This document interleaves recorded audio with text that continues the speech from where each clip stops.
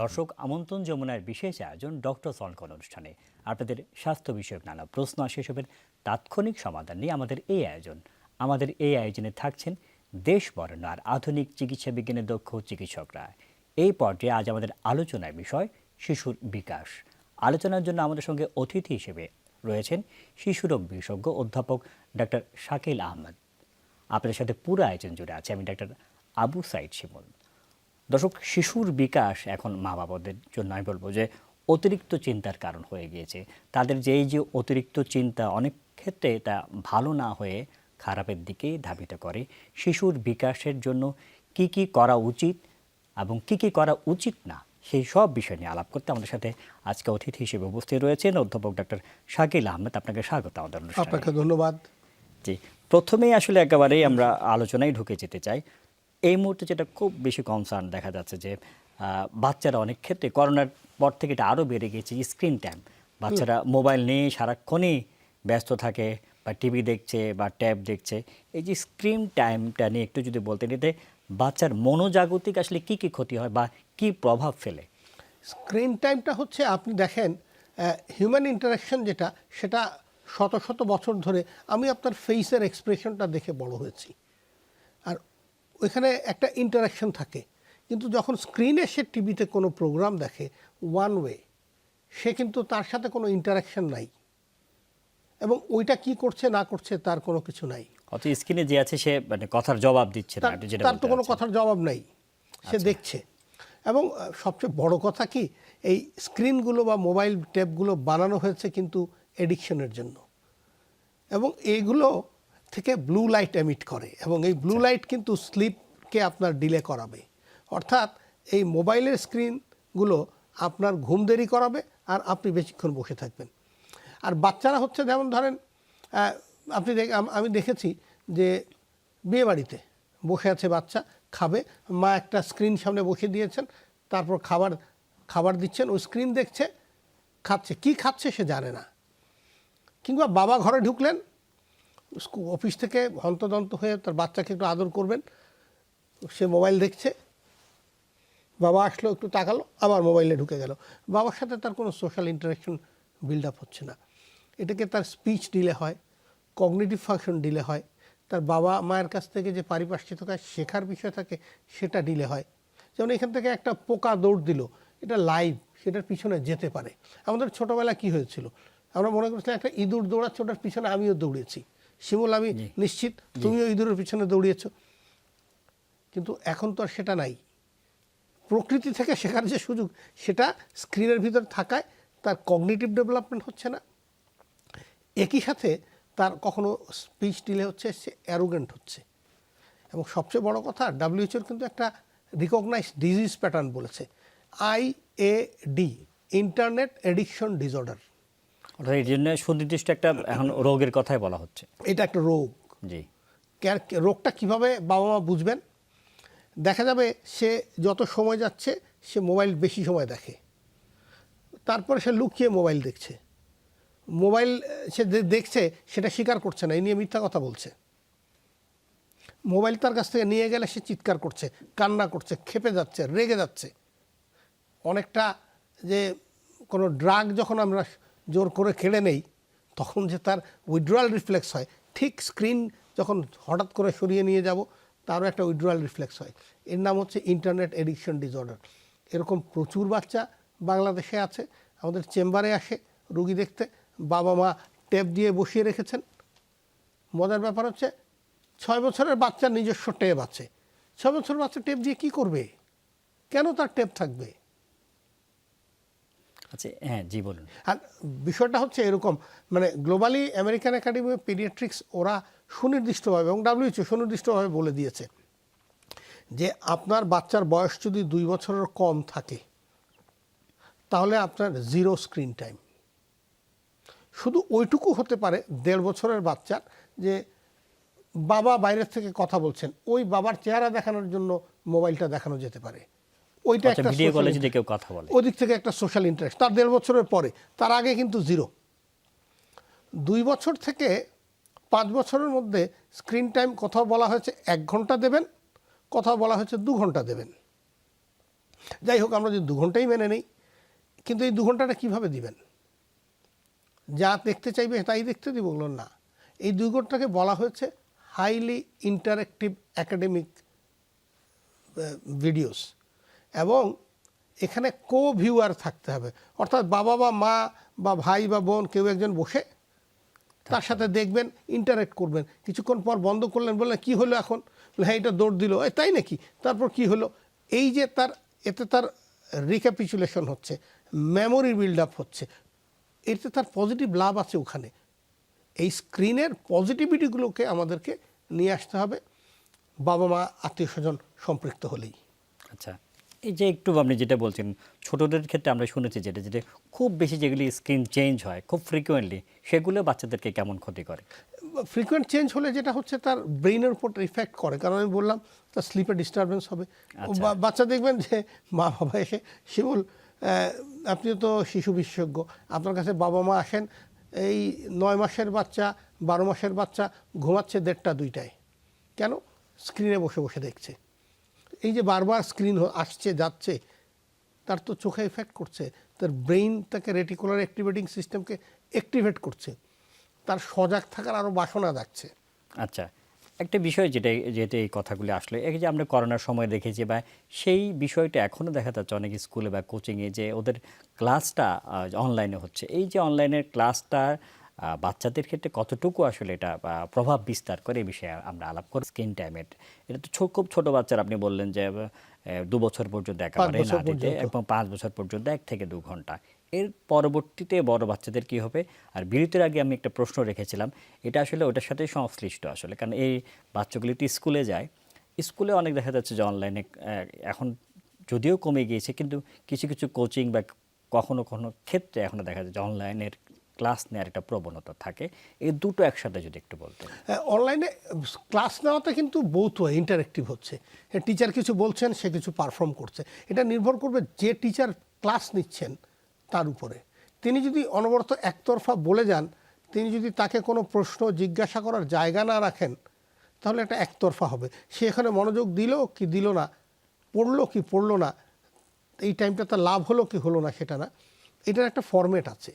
এটা অন্য আরেকদিন কথা বলবো হয়তো, যে হাউ ইন্টারনেটে কেমন করে পড়ানো, অন্যান্য জিনিস। দ্বিতীয় যে প্রশ্নটি আপনি আমাকে করলেন, সেটা হচ্ছে যে 5 বছরের উপরে কি করব। 5 বছর থেকে বলতে গেলে 6 বছর থেকে 18 বছর পর্যন্ত পুরোটাই হচ্ছে 2 ঘন্টা স্ক্রিন টাইম। কিন্তু এখানে কিন্তু আছে, কিন্তুটা হচ্ছে এইখানে আপনি 5 থেকে 10 বছর আপনার যদি ছোটোবেলা থেকে থাকে কন্টিনিউয়েশন, তাহলে কিন্তু আপনি তার সাথে কো ভিউইং করতে পারবেন। আর যদি না থাকে, তাহলে তার নিজস্ব ভিউ ডেভেলপ করবে, আনওয়ান্টেড সাইটে চলে যেতে পারে। তো ছোটোবেলা থেকে করলে হবে। আর যদি নাও হয়, আপনি স্ক্রিন টাইমটাকে 2 ঘন্টা লিমিট করবেন। আমার বক্তব্য হচ্ছে ক্লাস 10 পর্যন্ত কোনো বাচ্চাকে মোবাইল ট্যাব দেয়া যথার্থ নয়, কারণ তার তো ক্লাস 10-এ স্কুলে যাবে আর আসবে। ফোন দিলে বড়জোর একটা বাটন ফোন দিতে পারি আমরা, এটা তাকে বুঝিয়ে নিতে হবে, কারণ এটা একটা প্রেস্টিজ কনসার্ন হয়ে গেছে। এটা কি বলবো, এটা একটা মানে প্রাচুর্য বা ইয়ের প্রতীক আর কি, সোশ্যাল স্ট্যাটাসের প্রতীক হয়ে যাচ্ছে। তো তাকে বোঝাতে হবে যে এটা আসলে সোশ্যাল স্ট্যাটাসের প্রতীক না, এখান থেকে তোমার সাথে আমার যোগাযোগের জন্য জিনিস। আর রাতের বেলা মোবাইল ফোন বন্ধ করে দেওয়া, 10টার পরে যেন কেউ মোবাইল ফোন ইউজ না করে, মানে মা বাবা সহ। আপনি সবচেয়ে বড় কথা একটা এক্সেলেন্টলি সেড, বাবা মা অনবরত মোবাইল টিপবেন, সোশ্যাল মিডিয়া টিপবেন, আর ছেলে অ্যাডোলেসেন্ট ছেলেকে যদি বলে এই তুই এটা করিস না, তো হবে না, উনি তো উদাহরণ হলেন না। এই জন্য বাইরে বলা হয় মোবাইল স্ক্রিন টাইম কারফিউ, একটা শব্দ আছে। স্ক্রিন টাইম কারফিউ মানে এই সময় আমরা কেউ স্ক্রিন টাইমে থাকবো না। সময়টা কখন? যখন আমি ডাইনিং টেবিলে খেতে বসবো। কোনো কোনো বাবা মা করেন কি, একটা বক্স বানিয়ে রেখেছেন বিদেশে, ওই বক্সের ভিতরে সবার মোবাইল রেখে ওটাকে তালা মেরে দেন, ফলে মোবাইল বন্দি। এই যে একটা সাইকোলজিক্যাল ইম্প্যাক্ট, যে মোবাইলটা বন্দি হয়ে গেছে, আমরা চাইলেও, এবং বাবা মাও ফোন বাজলে ধরবেন না, কথা বলেন, গল্প করেন, খান দান, সবার গল্প করা শেষ হলে একসাথে ওঠেন, তারপরে মোবাইল ফোন দিয়ে দেখেন। দ্যাট উইল হেল্প অ্যা লট। আচ্ছা, খুব সুন্দরভাবে আসলে আমরা প্রথম পর্বে এবং এখন স্ক্রিন টাইম নিয়ে বললাম। এটা যেহেতু শিশুর বিকাশের ক্ষেত্রে একটা আমরা বলবো যে বড় ধরনের একটা ভূমিকা রাখে। আরটা আমরা খুব ছোট শিশুদের দেখা যাচ্ছে মা বাবাদের মধ্যে প্রায় সময় দেখা যাচ্ছে 6 মাস 7 মাস 8 মাস বা 10 মাসের বাচ্চাদের ওয়াকার দিয়ে দেওয়া হয় যে হাঁটার জন্য। এটা নিয়ে যদি একটু বলতেন, এটা দেয়াটা কতটুকু হেল্প করে হাঁটাতে? ওয়াকার মোটেও কোনো হেল্পের বিষয় না। পৃথিবীতে বেশ কিছু দেশে ওয়াকার নিষিদ্ধ করা হয়েছে। কারণ ওয়াকার কখন দেয়া হয়? 6 মাসের বাচ্চাকে। 6 মাসের বাচ্চার কিন্তু মাসেল বিল্ড আপ হয়নি, দাঁড়ানোর মাসেল, সে ওই মাসেলগুলোকে ওভার ইউজ করছে। এবং ওয়াকার থেকে পড়ে গিয়ে অনেক, আমেরিকাতে আছে স্ট্যাটিস্টিক্স হচ্ছে প্রতিদিন বোধহয় 35 জন করে শিশু হসপিটালাইজড হয় ওয়াকার থেকে পড়ে। এবং একটা বড় বেশ কয়েক বছরের স্টাডিতে তারা দেখিয়েছেন 35 জন বাচ্চা মারা গেছেন। আমার একটা ফেসবুক পেজ আছে, সেই ফেসবুক পেজে আমি লিখেছিলাম বাসায় ওয়াকার থাকলে ফেলে দিন। ওইখানে মন্তব্যের মধ্যে 2 জন জানিয়েছিলেন যে তার বাচ্চা ওয়াকার থেকে পড়ে মারা গেছে বাংলাদেশে। আমার এক সম্পর্কের ভাগ্নির বাচ্চা পড়ে লেফট সাইডেড হেমিপ্লেজিয়া হয়ে গেছিল। তার বয়স তখন এই 13-14 মাস।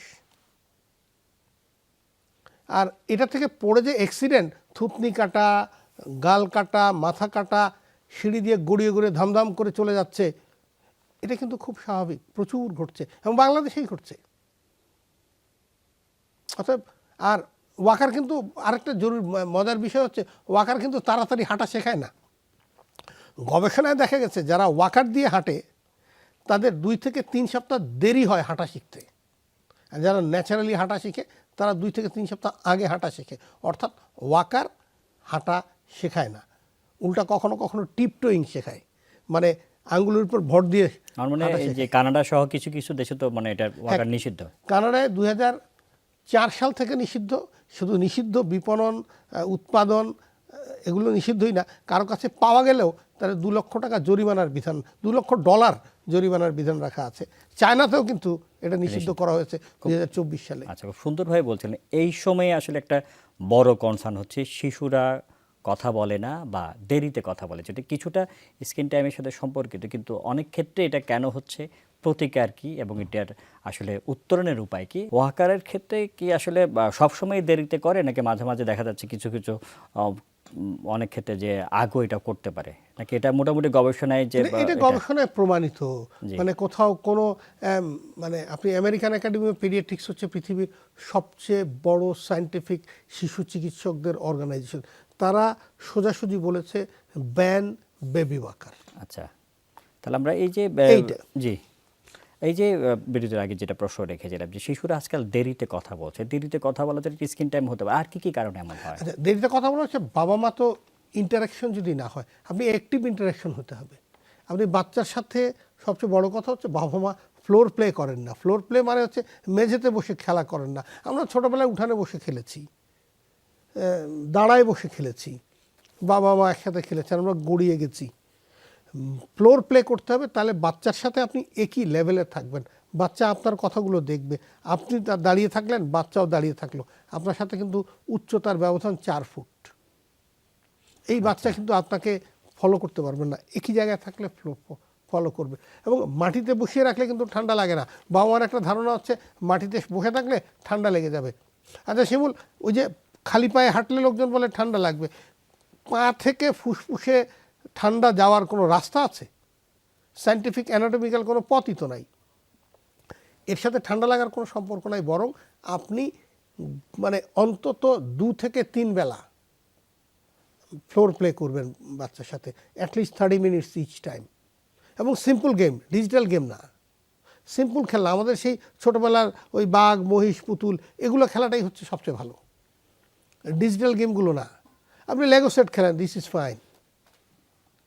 আপনি অন্য কোনো কিছু ফরমেশন তৈরি করা হচ্ছে সেটা দিয়ে খেলেন, আপনি ক্লে খেলেন, আপনি বাচ্চাকে আঁকতে দেন, এগুলো ফাইন, করুক।